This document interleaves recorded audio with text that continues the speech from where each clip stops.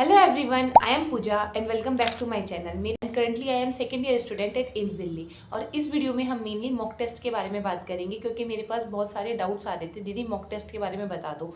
तो इस वीडियो में हम मेनली अगर मैं आपको ओवरव्यू दूं तो हम ये बात करेंगे कि आपको कितने मॉक टेस्ट लास्ट टाइम पे देने चाहिए, आपको कैसे और कौन सी टेस्ट सीरीज फॉलो करनी चाहिए, पेपर को अटेम्प्ट कैसे करना चाहिए, लास्ट के 2 to 3 मंथ में आपको फुल सिलेबस देने चाहिए या पार्ट सिलेबस देने चाहिए, और सबसे इंपॉर्टेंट चीज़, अगर आपके मार्क्स स्टक हो गए हैं, आपके मार्क्स बढ़ ही नहीं रहे हैं मॉक टेस्ट देने के बाद में भी, तो आप क्या गलतियां कर रहे हो जो आपको इस लास्ट टाइम पे इम्प्रूव करना चाहिए, उनको सुधारना चाहिए ताकि आपके मार्क्स बढ़ने लगे। तो हम इन सारी चीज़ों पे बात करेंगे। सबसे पहले तो ये डाउट आता है सभी का कि हमें इस वक्त है ना जो डेली टेस्ट देना चाहिए या फिर ऐसे वीकली टेस्ट देने चाहिए। तो देखो अभी है ना आपके मोटा मोटा देखें तो अप्रॉक्सीमेटली 10 to 11 हफ्ते रह गए आपके पेपर के।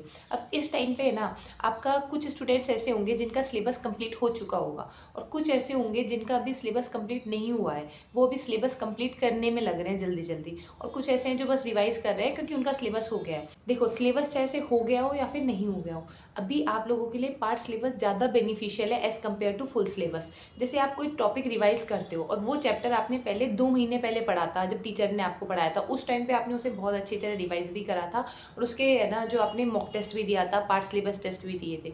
लेकिन अब क्या है ना आपने उसे 2 महीने पहले रिवाइज करा था या फिर पढ़ा था, तो अब आपको वो चीज़ इतनी याद नहीं है। मान के चलो आपने ऑप्टिक्स 2 महीने पहले पढ़ी थी, अब ऑप्टिक्स है ना आप दोबारा पढ़ रहे हो, तो अब आपको उसके जितने टाइप्स के ऑप्टिक्स में क्वेश्चंस होते हैं वो इतने सारे याद नहीं रहेंगे। और अगर आपके पास में अभी इतना टाइम भी नहीं होता है कि आप दोबारा पूरे वैसे ही एमसीक्यू सॉल्व करो जितना आपने फर्स्ट टाइम करा था, इतना टाइम नहीं होता है, तब जो खेल आता है ना वो सारा मॉक टेस्ट का आता है कि अगर आप पार्ट सिलेबस देते हो ना तो उस चैप्टर के जितने टाइप के भी क्वेश्चंस होते हैं ना और जो मेनली इंपॉर्टेंट होते हैं वो सारे आपके पार्ट सिलेबस में कंप्लीट हो जाते हैं जब आप उस पार्ट सिलेबस को देते हो। उसके साथ साथ में आपकी उस चैप्टर की है ना वो प्रैक्टिस हो जाती है, क्वेश्चन प्रैक्टिस। अगर आपने रिवाइज करने के बाद में सिर्फ और सिर्फ पार्ट सिलेबस भी दे लिया ना तो आपकी उस चैप्टर की प्रैक्टिस हो जाएगी, क्वेश्चन प्रैक्टिस जो बाकी रह रही थी थोड़ी बहुत वो भी हो जाएगी, और आपको ये पता चल जाएगा कि आपका क्या वीक एरिया है, आप किस टाइप के क्वेश्चंस को नहीं कर पा रहे हो उस चैप्टर में से। और फिर बस आपको फिर ये करना है कि जो क्वेश्चन आपका गलत हुआ है या फिर आपको ऐसा लग रहा है कि इस टाइप के क्वेश्चन में नहीं कर पा रहा,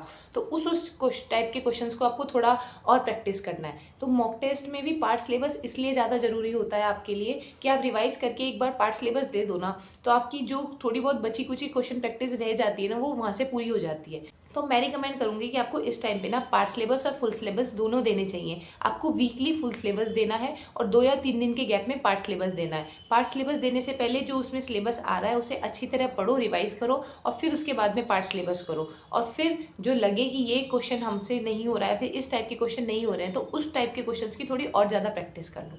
अब दूसरा डाउट आता है कि हम कौन सी टेस्ट सीरीज़ फॉलो करें।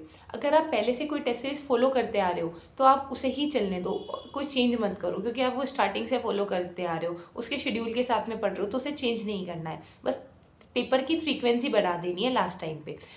अगर आपने अभी कहीं भी टेस्ट सीरीज ज्वाइन नहीं करी है तो आपके लिए सीएलसी की test series, career line coaching की टेस्ट सीरीज, न्यू इलाइट की टेस्ट सीरीज बहुत ज़्यादा बेनिफिशियल रहेगी, क्योंकि वो है ना जो नंबर ऑफ़ टेस्ट ज़्यादा कराते हैं और ज़्यादा टेस्ट दोगे ना तो आपकी प्रैक्टिस अच्छी हो जाएगी, इसलिए आपको, और वो पार्ट सिलेबस भी कराते हैं, फुल सिलेबस भी कराते हैं, तो ये दोनों टेस्ट सीरीज़ मैं रिकमेंड करती हूँ आपके लिए। एलन आकाश की भी अच्छी टेस्ट सीरीज़ है, पीडब्ल्यू की भी अच्छी टेस्ट सीरीज़ है, लेकिन बस ये है ना कि जो आकाश और एलन का जो टेस्ट सीरीज़ होता है ना उसमें थोड़े वो एनसीईआरटी के बाहर के भी थोड़े बहुत क्वेश्चंस डाल देते हैं, और पेपर के लिए अगर आप एनसीईआरटी बेस्ड क्वेश्चंस और एनसीईआरटी बेस्ड टेस्ट सीरीज ज़्यादा दोगे ना तो वो ज़्यादा रिकमेंडेड है आपके लिए। इसलिए आपको मेनली उस टेस्ट सीरीज पे फोकस करना चाहिए जो कि एनसीईआरटी बेस्ड क्वेश्चंस कराएं। टेस्ट देना बहुत इंपॉर्टेंट है। मैंने अप्रॉक्सीमेटली 2 to 3 मंथ में 30 के अप्रॉक्स मॉक टेस्ट दिए थे। अब है ना मॉक टेस्ट देने से भी ज़्यादा इंपॉर्टेंट होता है उसका एनालिसिस करना, कि मॉक टेस्ट आप दे रहे हो, ऐसे नहीं है कि आपको गिनती करनी है कि नहीं मैंने इतने मॉक टेस्ट दे लिए, मॉक टेस्ट तो देना ही है आपको। मैं बता रही हूँ वीकली आपको फुल सिलेबस देने हैं अभी, और 2 या 3 डेज में पार्ट सिलेबस देना है, फिर धीरे धीरे धीरे धीरे जब आपके पार्ट सिलेबस जल्दी जल्दी खत्म हो जाए उसके बाद में आपको फुल सिलेबस की फ्रीक्वेंसी बढ़ानी है, और फिर एक टाइम ऐसा भी आएगा जब आप एक दिन छोड़ के एक दिन है ना जो फुल सिलेबस दे रहे होंगे, तो आपको अपनी प्रैक्टिस ऐसे रखनी है। और सबसे बड़ी इंपॉर्टेंट चीज़ होती है टेस्ट का एनालिसिस। मॉक टेस्ट देने के बाद अपनी मिस्टेक को आइडेंटिफाई करने के बाद ही आप अपने मार्क्स को इम्प्रूव कर सकते हैं। नंबर ऑफ़ मॉक टेस्ट बढ़ाने से आपके मार्क्स कभी इम्प्रूव नहीं होते हैं।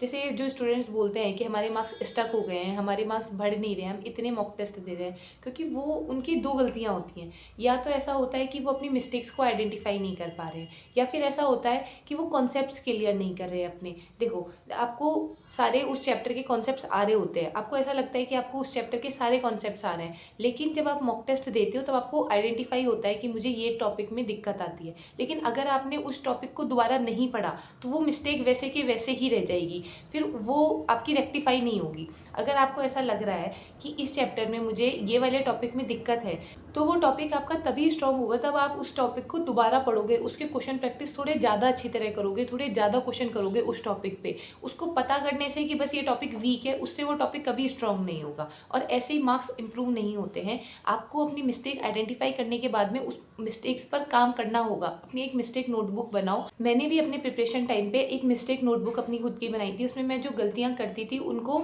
लिखती थी, और मेरे जो कॉन्सेप्ट्स वीक थे मैं उनको भी लिखती थी। और मैं एक वीडियो बनाऊंगी अपनी मिस्टेक नोटबुक के ऊपर, जो मैंने अपने टाइम पे कैसे बनाई थी अपनी मिस्टेक नोटबुक। तो आपको भी एक मिस्टेक नोटबुक बनानी है, और उसमें जो टॉपिक्स आपको वीक लग रहे हैं ना, उनको लिखना है, और उसके साथ साथ में उन्हें पढ़ना भी है। सिर्फ लिखने से काम नहीं चलेगा। अब सबसे इंपॉर्टेंट चीज़ आती है कि पेपर को अटेम्प्ट कैसे करना है। ये भी बहुत इंपॉर्टेंट रोल प्ले करता है कि आपके मार्क्स अच्छे आएंगे या बुरे आएंगे, क्योंकि उस टाइम पे वो जो लास्ट के 3 घंटे जब आप पेपर दे रहे होते हो ना, उसमें अटेम्प्ट कैसे कर रहे हो, वो स्ट्रेटेजी भी बहुत इंपॉर्टेंट होती है। देखो, सबसे पहले आपको ये फिक्स होना चाहिए कि आपको क्या करना है। सबसे पहले कौन सा सब्जेक्ट अटेम्प्ट करना है, आपको बायो अटेम्प्ट करनी है, केमिस्ट्री या फिजिक्स। ज़्यादातर स्टूडेंट बायो अटेम्प्ट करते हैं, मैं खुद भी बायो ही अटेम्प्ट करी थी सबसे पहले। तो सबसे पहले आपने जैसे बायो अटेम्प्ट करा और आपने उनके सारे क्वेश्चंस कर लिए, उसके बाद में आपको जैसे मान के चलो कि आपको टाइम लग गया, आपको 1 घंटा लग गया बायो में, जो कि नहीं लगना चाहिए, पर मान के चलो कि आपको लग गया, आपको नहीं आ रहे थे या फिर हार्ड क्वेश्चंस थे थोड़े, तो आपको 1 घंटा लग गया। तो उसके बाद में आपको ऐसे पैनिक नहीं होना है कि अब मेरे पास में पूरी केमिस्ट्री पूरी फिजिक्स बची है और मैं पैनिक कर जाऊँ कि भाई मेरे तो इतने सारे क्वेश्चन बचे हैं और मेरे पास टाइम ही नहीं है। ऐसे नहीं करना है। सबसे पहले आप जल्दी जल्दी अपने बायो के क्वेश्चंस को अटेम्प्ट करो, जो नहीं आ रहा है उनको सर्कल करो और जल्दी से अगले क्वेश्चन पे बढ़ो। ये नहीं कि उस क्वेश्चन पे स्टक हो गए। उसके बाद में अब आप देखो कि आपको केमिस्ट्री पहले करनी है कि फिजिक्स पहले करनी है। अगर आपकी फिजिक्स स्ट्रांग है तो आपको फिजिक्स पहले अटेम्प्ट करना चाहिए। अगर केमिस्ट्री स्ट्रांग है तो केमिस्ट्री करो। और मान के चलो कि आप कुछ भी अटेम्प्ट कर रहे हो, जैसे आपने केमिस्ट्री अटेम्प्ट करी और केमिस्ट्री में आपने स्टार्टिंग के 5 क्वेश्चन करे, उसके बाद में आपसे जो 6th क्वेश्चन है वो बना नहीं, फिर आपसे 7th भी नहीं बना। ऐसे कई बार क्या होता है ना कि आपके पैनिक की वजह से या फिर आप थोड़ा स्ट्रेस में आ जाते हो, तो आपके पहले क्वेश्चन बनेंगे, फिर धीरे धीरे वो क्वेश्चंस नीचे जाते जाते नहीं बनेंगे। वो क्वेश्चंस हार्ड नहीं होते हैं, बस आप थोड़ा स्ट्रेस में आ जाते हो, उसकी वजह से वो क्वेश्चंस नहीं बन रहे होते, क्योंकि आपका दिमाग उस टाइम पे क्लिक नहीं करता कि अब इसमें क्या फॉर्मूला लगेगा। तो उस टाइम पे आप ऐसे नहीं कि बस करे जा रहे हो, नहीं हो रहे हैं क्वेश्चन, फिर भी आगे आगे बढ़ते जा रहे हो, नहीं। जैसे केमिस्ट्री में ऐसा हो रहा है कि क्वेश्चन नहीं बन रहे, वहाँ की वहाँ उसे छोड़ो और फिर जाओ फिजिक्स में।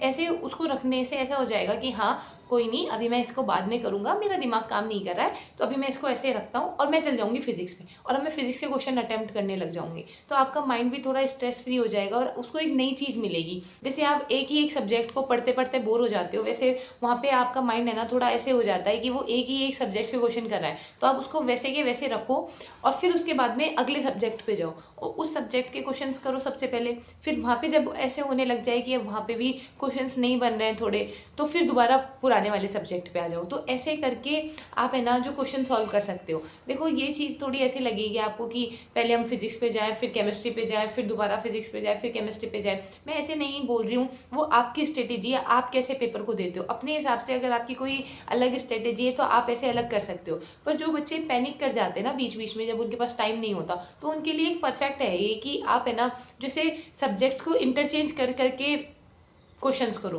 ताकि आपका माइंड थोड़ा रिलैक्स हो जाए और पैनिक फ्री हो जाए।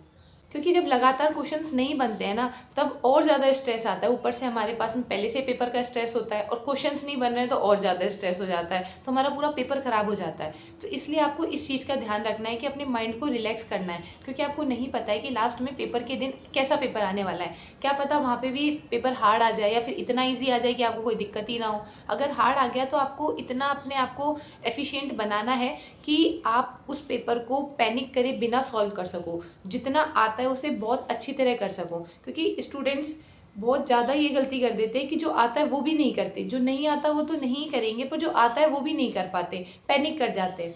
और एक सबसे इम्पॉर्टेंट चीज़ आती है कि जब आप क्वेश्चंस कर रहे होते हो ना, उस टाइम पे आप पेपर में टिक लगा रहे होते हो और फिर बाद में आप OMR भरते हो। तब OMR शीट भरते हैं ना, तो स्टूडेंट्स बहुत ज़्यादा ही गलती करते हैं कि वो OMR को गलत फिल कर देते हैं। मैं भी कुछ क्वेश्चंस गलत कर देती थी और उसकी वजह से जब मैं घर आती थी ना, तब मैं उसको मार्क्स को कैलकुलेट करती थी, तब मैं सोचती थी कि मेरे इतने मार्क्स आएंगे। और जब मेरे टेस्ट के मार्क्स आते थे तो उसमें कुछ मार्क्स मेरे कम हो जाते थे, क्योंकि मैं OMR फिलिंग में गलती कर देती थी। आपको एक सीक्वेंस बनाना पड़ेगा कि आपको कैसे OMR फिल करनी है। एक सब्जेक्ट करने के बाद में अपनी OMR फिल करनी है या फिर लास्ट में OMR फिल करनी है। मैं स्टार्टिंग में लास्ट में OMR फिल करती थी, उसकी वजह से जब मैं इतने सारे क्वेश्चंस के एक साथ OMR फिल करती थी ना, तो मुझसे थोड़ी गलती हो जाती थी और फिर मैं फालतू में वो क्वेश्चन गलत करती थी। इसलिए फिर लास्ट में मैंने क्या करा ना, मैं ऐसे करती थी कि एक सब्जेक्ट करा, फिर उसकी OMR फिल कर दी। फिर मैं मेनली बायो की OMR, क्योंकि बायो में थोड़ा ज़्यादा आपको कॉन्फिडेंस रहता है, तो मैं बायो करती थी, बायो की OMR भर देती थी। जो क्वेश्चंस डाउट रहते थे उनकी OMR में फिल नहीं करती थी उन क्वेश्चंस की।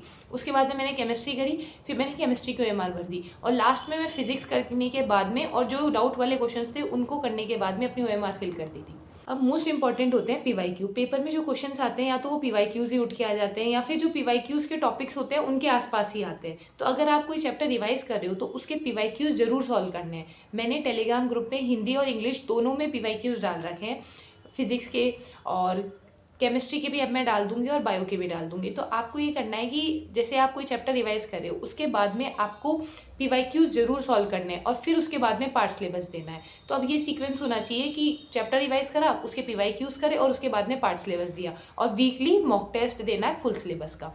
और जो PYQs हैं वो मैंने टेलीग्राम ग्रुप पे डाल दिए हैं, और मैं वहाँ पे भी आपके टेस्ट कंडक्ट कराती रहती हूँ, वहाँ पे आपके पोल्स कंडक्ट कराती रहती हूँ, जो इंपॉर्टेंट, जो मुझे ऐसे लगते हैं कि ये क्वेश्चंस ऐसे NCERT के लाइन के निकले हुए क्वेश्चंस हैं जो स्टूडेंट जनरली छोड़ देते हैं, जो लाइन्स को NCERT की लाइन्स, उनके पोल्स कंडक्ट कराती हूँ मैं। तो टेलीग्राम ग्रुप जरूर ज्वाइन कर लेना। और एक बहुत सरप्राइजिंग चीज़ मैं आप लोगों के लिए लेके आने वाली हूँ, सो स्टे ट्यून्ड। और अगर आपका कोई भी डाउट हो तो कमेंट सेक्शन में या फिर टेलीग्राम ग्रुप पे पूछ लेना, मैं वहाँ पे पर्सनली आपको रिप्लाई कर देती हूँ। और अगर वीडियो इन्फॉर्मेटिव लगी हो तो like, share and subscribe to the channel. Bye.